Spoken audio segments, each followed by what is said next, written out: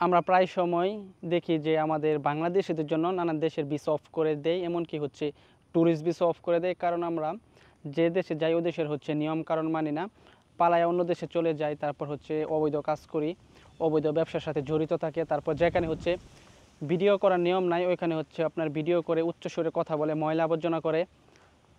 এসবের জন্য অনেক দেশের ভিসা হচ্ছে আমাদের বাংলাদেশিদের জন্য অফ করে দেয়। যেমন হচ্ছে বাংলাদেশের রাজনীতি যেসব বিষয় আছে, বিদেশে এমন রাজনীতি দল আছে, এলাকা ভিত্তিক দল, মাল্টিপল, এমন নানান দল নিয়ে হচ্ছে ওইখানে ওরা হচ্ছে আপনার নানান মানে সংগঠন আছে, এটা নিয়ে হচ্ছে মারামারি করে।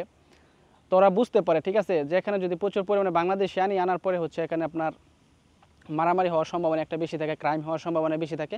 যার জন্য ওরা বলে যে বাঙালিরা এখন স্টপ, ওদেরকে আনার দরকার নাই। ঠিক আছে, এর জন্য হচ্ছে নানান ইউরোপিয়ান যেসব ভালো ভালো দেশ আছে মাঝে মাঝে হচ্ছে আমাদের বাংলাদেশের জন্য ট্যুরিস্ট ভিসা অফ করে দেয়।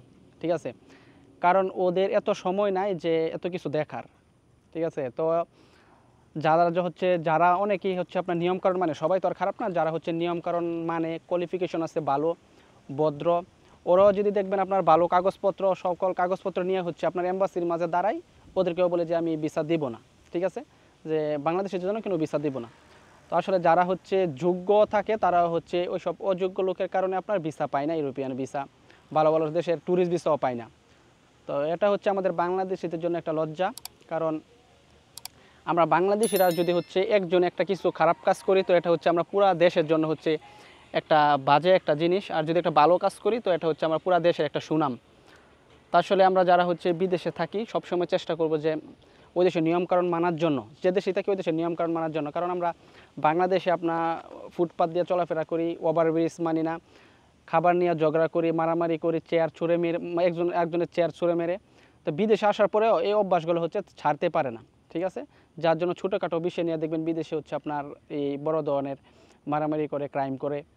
তো এর জন্য হচ্ছে ওরা ভয় পায়, যার জন্য হচ্ছে বাংলাদেশিদের জন্য যে বলে যে এখন আসার দরকার নাই, এখন স্টপ থাক।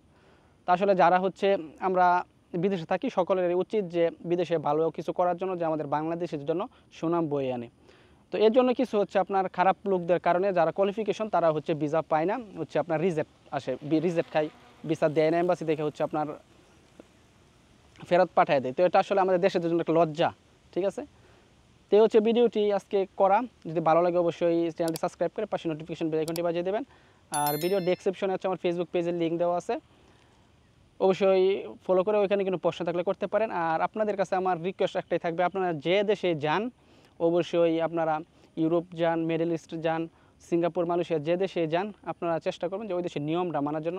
প্রতিটা দেশের নিয়ম আছে, আইন কারণ আছে, আইন কারণের উপর শ্রদ্ধাশীল থাকবেন, নিয়ম কারণ মেনে তারপর হচ্ছে চলাফেরা করবেন, যে আপনার একজনের জন্য পুরো দেশের হচ্ছে বদনাম বয়ে না আনে।